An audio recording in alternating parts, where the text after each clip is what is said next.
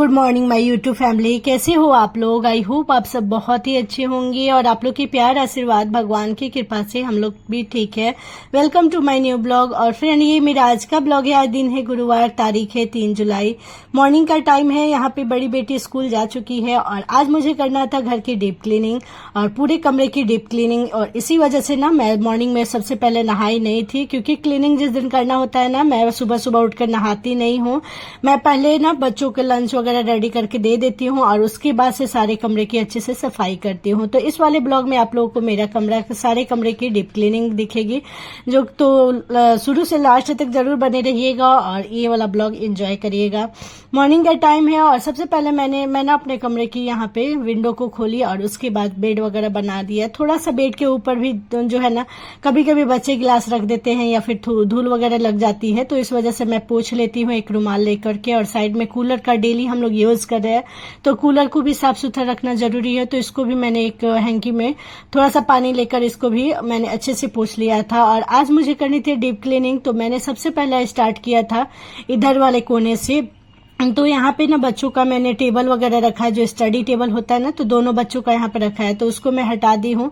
Exercise करने वाले कुछ यहाँ पे मेट वगैरह भी थे और कुछ ऐसे सामान भी थे जिसको मैंने हटा करके पहले अच्छे से झाड़ू लगाया और उसके बाद से अंदर से भी लगा करके फिर मैं आज बेड के अंदर से भी लगाऊंगी। डेली ये वाला ब्लॉग में आप लोग मेरा नहीं देखते होंगे, क्योंकि मॉर्निंग का टाइम मैं सबसे पहले झाड़ू पोछा जब करती हूँ तो जल्दी जल्दी फटाफट से कर लेती हूँ, इतना डीप नहीं कर पाती हूँ। डेली इतना डीप नहीं हो पाता है। रीजन यही होता है ना कि सुबह 5 बजे उठ करके बच्चों का स्कूल भी रहता है, तो झाड़ू पोछा सारा कमरे में करके और उसके बाद नहा लेती हूँ। नहा के लंच वगैरह रेडी करने चली जाती हूँ किचन में।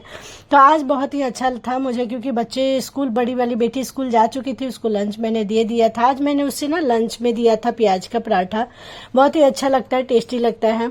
और उसके बाद से मैं यहाँ पे अपने कमरे में अच्छे से सफाई करने के बाद मैं आ गई थी किचन में और यहाँ पे भी अच्छे से क्लीनिंग की। फिर आता है हमारा बीच का कमरा, तो फिर उसके बाद मैं बीच का कमरे में आ गई और यहाँ पे भी अच्छे से बैठ करके मैंने नीचे से झाड़ू निकाल लिया। कभी कभी होता है ना मेरे से अंदर मतलब पूरा नहीं हो पाता, या फिर भारी सामान जो जैसे कि कूलर वगैरह यहाँ के बीच वाले कमरे के है ना, इसका चक्का जो है टूट गया है, तो वो नहीं हट पाता है। तो मैं आफ्टरनून के टाइम में मेरे हस्बैंड आते हैं तो वो हटा करके झाड़ू निकाल लेते हैं।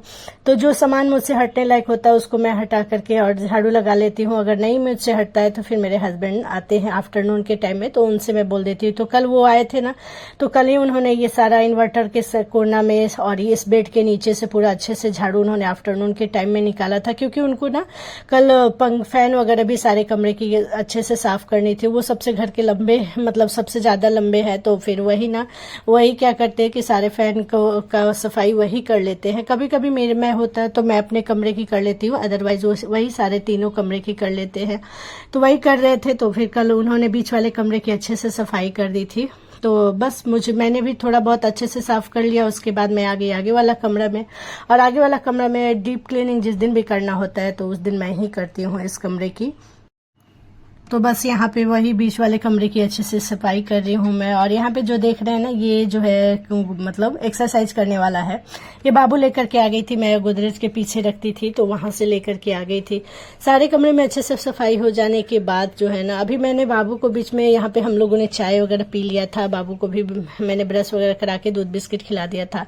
और यहाँ पे भी अच्छे से कोने कोने से मैं सफाई कर लूंगी। यहाँ से भी जितना भी कचरा वगैरह है ना, कभी ये डेली नहीं हो पाता, हम डेली जाए है ना कि डेली जो है सोफा वगैरह हटा के करे ना, तो कम से करीबन 1.5-2 घंटा लग जाएगा क्लीनिंग में। दिखता जितना है छोटा है, उतना छोटा है नहीं हमारा कमरा, बहुत ही बड़ा सा है। बस सामान की वजह से है जो है थोड़ा छोटा, मतलब हरा भरा सा दिखाई देता होगा। तो नहीं तो ना, मतलब अगर पूरा हटा कर एक एक चीज को करूंगी तो फिर झाड़ू पोछा दोनों करने में मेरा मतलब 2 घंटा तो लग ही जाता है। यहाँ पे बाबू को साइड में देख रहे हैं, ये एक्टिंग कर रही है। आजकल के बच्चे होते हैं ना, शॉर्ट्स बहुत देखते हैं, और शॉर्ट्स जितना देखते हैं उतना उनको एक्टिंग भी करने में अच्छा लगता है। यहाँ पे ना रात में क्या हुआ था, कल आंधी तूफान आया था, तो जितने भी कपड़े वगैरह मेरे बाहर फैले हुए थे ना, सबको मतलब मैंने धो के डाला था, तो वो सारा कुछ यहाँ पे आकर रखा गया था। यहाँ पे सूख गए थे कपड़े, तो इनको अभी मैं ले जाके झाड़ू पोछा लगाऊंगी, उसके बाद फोल्ड करके रखूंगी अलमीरा वगैरह में। तो और फिर मैं आ गई बाहर। बाहर भी ऊपर वाला जो अलमीरा है, ये हमारा जो चप्पल जूता रखा जाता है इसमें। तो जो रेगुलर यूज वाला शूज या चप्पल जूता जो भी होते हैं ना, वो हम लोग बाहर रख देते हैं एक एक पेयर्स, और बाकी सारे को ना अंदर डाल देते हैं। तो यहाँ पे बच्चों के 2-2 पेयर्स निकले हुए थे, तो मैंने एक एक पेयर्स को ले जाके, यानी जूता चप्पल के सेट को अंदर रख दिया और एक एक बाहर रख दिया, ताकि उनके बच्चों का क्या है ना कि बाहर जाने वाला अलग रहता है, नीचे उच्चे जाते हैं तो अलग स्लीपर हम लोगों ने रखा है, घर के अंदर जाना है तो अलग स्लीपर है, और कहीं और जाना है तो उसके लिए अलग रहता है। तो उसके बावजूद भी हमारे घर में इतना ज़्यादा धूल मिट्टी पता नहीं कहाँ से आ जाता है, जबकि हमारा घर जो है 2nd फ्लोर पे है फिर भी। तो यहाँ पे हमारा क्लीनिंग हो गया, झाड़ू लग गया था। बाद से मैं यहाँ पे अपना पोछा वगैरह लगा रही हूँ। मेरा घर का पोछा का क्या है ना कि हमेशा ही टूटते रहता है।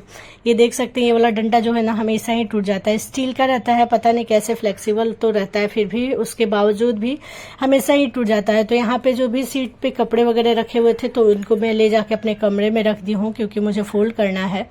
तो और उसके बाद डोरमेट वगैरह जो झाड़ू को निकालती हूँ ना, तो उसके बाद सब मैं दीवार पे रख देती हूँ। तो उसको मैंने रख दिया उसकी जगह पे, और उसके बाद से यहाँ पे सोफा के अंदर जिस तरीका से भी आप लोगों ने देखा था कि क्लीनिंग मैंने झाड़ू निकाला, उसी तरीका से मैं पोछा भी यहाँ पे मार ले रही हूँ। तो कुछ इसी तरीका से जो मेरा मतलब 1-2 दिन पे, हमेशा 2-3 दिन पे करते रहती हूँ, क्योंकि सारा सामान हटा करके झाड़ू पोछा अगर लगाऊंगी ना, तो 2 घंटा तो लग ही जाता है करीबन।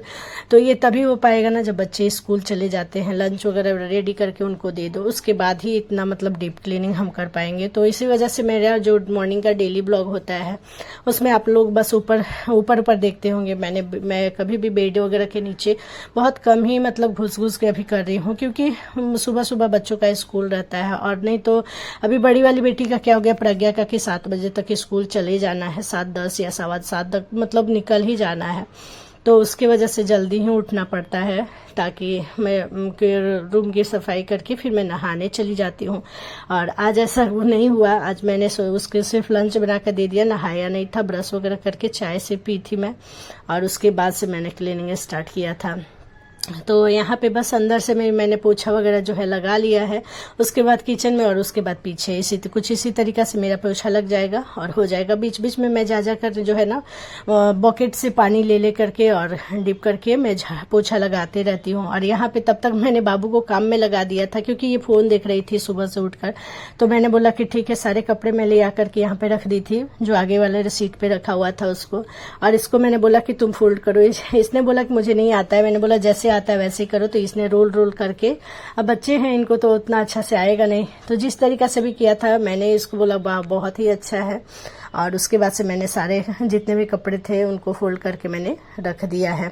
इस तरीका से रहने से ना घर जो है छीटा नहीं रहता है। तो मैं मेरा हमेशा ही ये रहता है कि मैं जब भी कपड़ा जितना भी लेकर के दिन में मतलब 4 से 5 बार मैं जाती हूँ बाहर या अंदर, तो कपड़े मिल जाते हैं तो मैं ले आकर के उसी टाइम फोल्ड करके रख देती हूँ। एक बार आप लोग के साथ शेयर करती हूँ, बाकी नहीं करती हूँ, क्योंकि बार बार कितना ही करेगा कोई, और कपड़ा हो ही जाता है, कितना भी डेली धो फिर भी कपड़ा हो ही जाता है। आज भी मुझे बहुत सारे कपड़े धोने, कल भी मैंने बहुत सारा कपड़ा धोया था, बावजूद आज फिर से वही सारे कपड़े हो गए हम। और यहाँ पे फिर उसके बाद आद्या को मैंने नहला दिया था। इसको नहला करके फिर मैं इसको रेडी कर दी और इसको कंघी वगैरह कर दी हूँ। उसके बाद ये अपना थोड़ा सा ड्राइंग बनाएगी, उसके फिर मैं चली जाऊंगी जो है ना कपड़ा वगैरह धोने, क्योंकि कपड़े भी हो गए थे बहुत सारे। तो यहाँ पे मैं आ गई बाथरूम में और आकर के मैं यहाँ पे धो रही हूँ सारे कपड़े। कपड़ा भी ना बहुत आराम से और मतलब बहुत अलग से मैं धोती हूँ। जैसे जो व्हाइट कपड़े होते हैं जिसमें कलर नहीं गिरता है, उसको पहले एक बार मैं उसका लगा करके और उसको सर्फ में डाल करके और निकाल लेती हूँ। बाकी जो दूसरा जो कपड़ा होता है वो कलर वाला कपड़ा होता है, जो इसमें से थोड़ा बहुत कलर निकल सकता है या फिर कलरफुल होते हैं, तो डर रहता है कि एक दूसरे में कपड़े में ना लग जाए। तो यहाँ पे वही मैं कर रही हूँ। पहले जितने भी अच्छे कपड़े थे जो जिससे कलर नहीं निकलते हैं और जो व्हाइट है थोड़े से लाइट शेड में है, तो उन सबको मैं पहले धो के यहाँ पे हटा लूंगी। बाकी जो भी रंगीन कपड़े नीचे मैंने रखे हुए हैं इन सबको मैं बाद में धोऊंगी। यहाँ पे ऐसे भी कपड़े आपको जो नीचे दिख रहे हैं, इसमें ऐसे भी कपड़े हैं जिसको मैंने कल धो लिया था, बट आंधी तूफान आने के वजह से ना सारे कपड़े नीचे गिर गए थे, जिसको फिर से मुझे डबल मेहनत करनी पड़ी। और उसके बाद से मैं नहा गई थी। नहा के मैंने ये वाला दुपट्टा मैं जो है ना हमेशा लेती हूँ। वीर विक्रम।